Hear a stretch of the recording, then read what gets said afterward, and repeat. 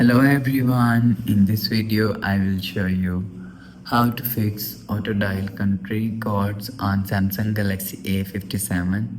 Let's start the video. If you want to fix this problem, go to app library,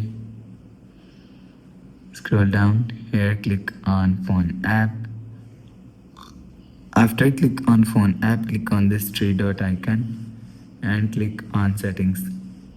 Now in call settings, scroll down and click on other call settings. After click on other call settings, so you will see roaming assistant is here.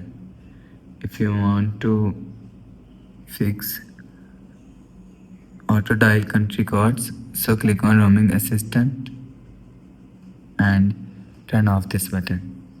After turn off this button, you will see your problem is solved.